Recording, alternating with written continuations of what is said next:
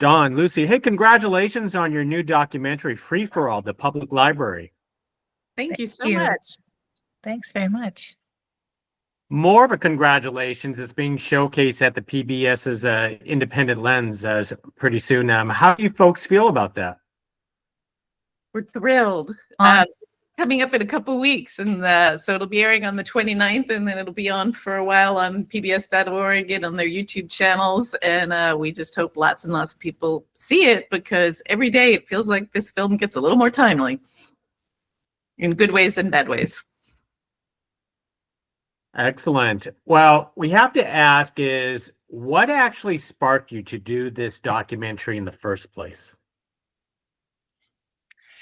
Well, we basically what solidified it was we were finishing up our other film, Faubourg Treme, The Untold Story of New Orleans. We were living in New Orleans at the time. We were almost done with the film, and we had to evacuate, obviously, and we went up to Baton Rouge. And we thought we'd be gone for just a weekend, and the next thing you know, the levees broke, and we had to. Everything was flooded. We couldn't go home. We rescued our cat 2 weeks later by a little boat, to get him out of the flooded area. But prior to that, we went to the East Baton Rouge Public Library, and the librarians were there with a line down the block, getting people to sign up for library cards so they can get online, and they could I had to tell my family in San Francisco that I was still alive and well and living, but other people were looking for lost family members, lost pets. The librarians were there with FEMA forms to help them fill out those. There's a lot of illiteracy in some parts of Louisiana, so they were there to help them fill out their insurance forms. It was just amazing. That's when we discovered librarians were first responders, basically. And so we finished up the other film, which was in the middle of another disaster. And then a couple years after that, we said the library started closing. We heard about some libraries closing, and we said we need to make this film now. Wow. And how did this journey extended to 100 libraries across the nation? I don't want to say, documentaries are hard, but to visit 100 libraries, that's definitely a journey. Yeah. So the 100 figure comes from my childhood, believe it or not. My family spent the entire summer traveling around in a little VW, and we would visit libraries all along the way. So that's the 100. We visited almost 100 libraries in the course of this filming, but not quite, I think. I think it's more like 80, right, Lucy? I lost count. Yeah, we lost track at some point, but we visited a lot. It's why it took the film so long to make, honestly. We just kept hearing about a new story. You could make thousands of films about this subject, and we kept following stories here and there and there and there, and we had so many of them, both current and historical, that the editing process was even harder than the filming, to be honest, because, as you know, once you have a lot of great footage, the big task is how do you shape it into a story? So that begs the question, how did you shape this into a narrative story? Because it ranged from the history of the libraries to the formations of the libraries, even to, the current conditions of the libraries. I mean, there is so much to talk about, the libraries of today. Mm-hmm. That was hard, and all praise due to our editor, our brilliant editor, Elizabeth Finlayson, who really struggled with the structure, struggled with me wanting to tell too much history and too many facts, struggling with Lucy being too enamored of people that we met along the way, fascinating contemporary characters and the emotional stories that they had to tell. And she, I think, managed to achieve a really great balance of 3 distinct storylines weaving together. One is sort of my personal journey and discovering things about my family in the library. The other one is the more general history, and then the contemporary.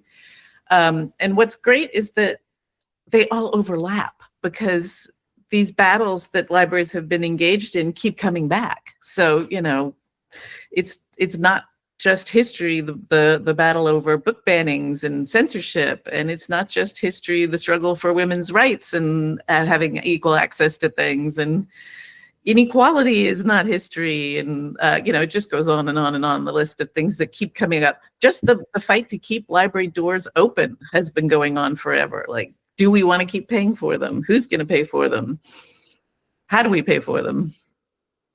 So how did this research process even, continue for you? Because it's just so much wealth of information that I feel like you'd be sitting in libraries, or at least 80 of them, just to get this amount of information for your documentary.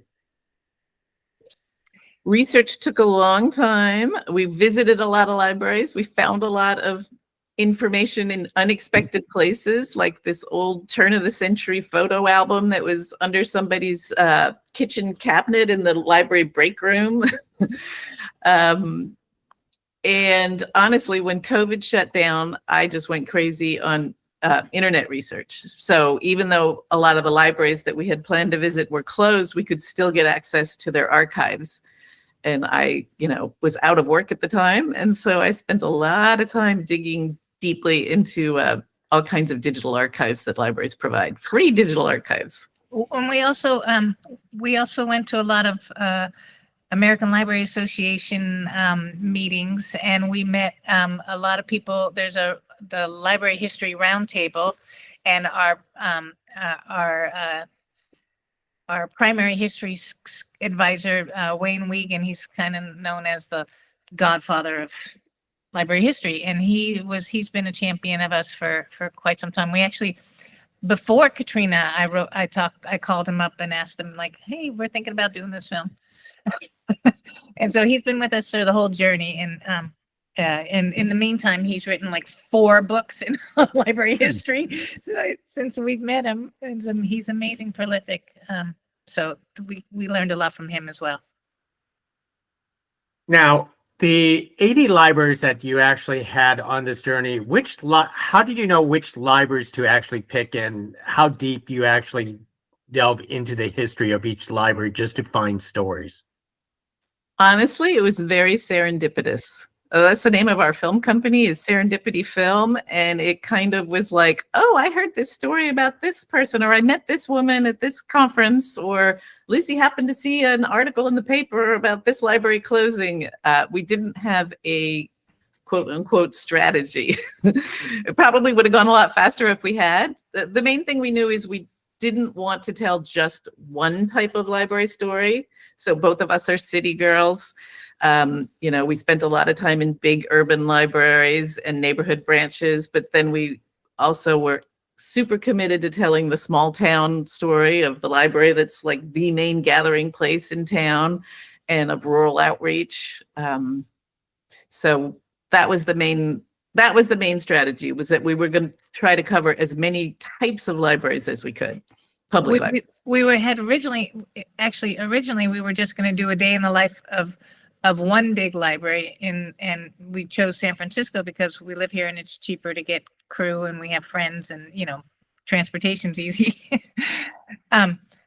But we took it to an ALA meeting. We shot footage there, and we took it to the ALA meeting, and people said, it's great, but San Francisco's not like the rest of the country. It's very well funded. It's got a very robust Friends organization that's able to raise money for it. It has a dedicated bond measure that passes every single time by, unanimously almost.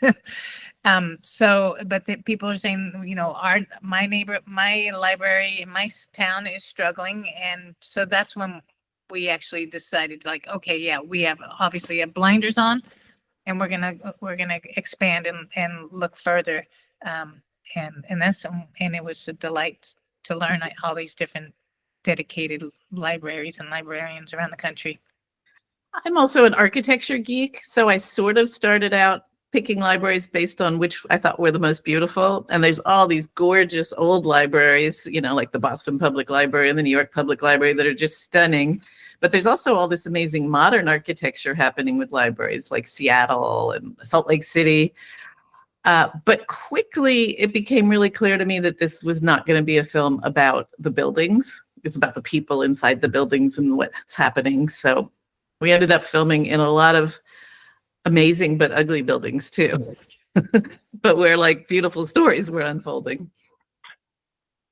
Obviously, the trend for libraries across the United States, that it's all about survivability, and especially the fact that times have changed and people's perspectives towards libraries have changed significantly. Like my local library, more people go there to rent DVDs than to check out books now these days. But can you talk about the transformation of libraries in order for them to either adapt in order to survive now these days?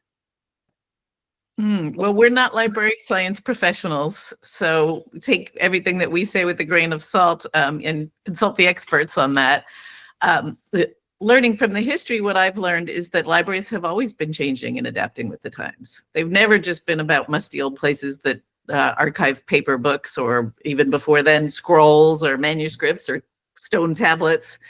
They're always changing, and that's what we found today. You can check out a Wi-Fi hotspot. You can check out all kinds of things. You can learn all kinds of new technology at the library. What they do need is money to stay up to date, and that's a real challenge for some libraries who are struggling in terms of their budgets. Yeah, I want to say that I learned that everybody thought the book was going to be dead after radio. And what librarians did is they got on the radio and started reading stories. And everybody was hanging around their little radio listening to these stories. So it's not going to die. They are very good at adapting, very, very good at adapting to whatever the community needs. That they're there for them. Yep. They're as one of the people in the film says, we're here to provide the information you're looking for, and it doesn't matter what form it's in. Well said. So what's up next for both of you? Vacation. Visiting 80 libraries is not vacation enough. We do visit every library every time we go to the library. Yeah, well, now we're touring with it, so we're visiting a lot more libraries and showing the film and talking to the library patrons about the film and their libraries, which we're really enjoying. It's super fun. Yeah, it's really going to screening at a public library where everybody's welcome and it's free is nothing like going to a screening at a film festival. Let me just tell you that. And I infinitely prefer the ones at the libraries. That is so true. That is so true. It's a different crowd and more supportive. Let me wrap it up with one last question, because, audiences everywhere is going to have a chance to watch this, especially on PBS. What is the one most important take you hope they walk away with after watching Free for All, the public library? I want people to, of course, thank their librarians, but also to fight to keep it open and to realize, this is something that we've been taking for granted for a long time. All of our public infrastructure basically seems to be getting eroded pretty quickly. And so I think it's important that we see the history, that we see that it's evolved. It wasn't always free for all, but we did make it free for all, and it seemed pretty successful in that way. And that we need to just keep going, keep it that way. Last thought, Don? I don't have a lot to add to that. I agree with it all. I mean, just the idea, the word public, I want people to remember that means it belongs to us. It's ours. We pay for it. And so it belongs to us, and we get to decide what happens to it. And what happens to our public libraries is up to each and every one of us. In our public schools, in our public parks. Yeah, that's all that. Well said. Well, Don, Lucie, thank you very much for speaking to us about Free for All, the public library. Everyone needs to check it out on PBS Independent Lens. So thank you very much. Thank you. Thank you. Thank you.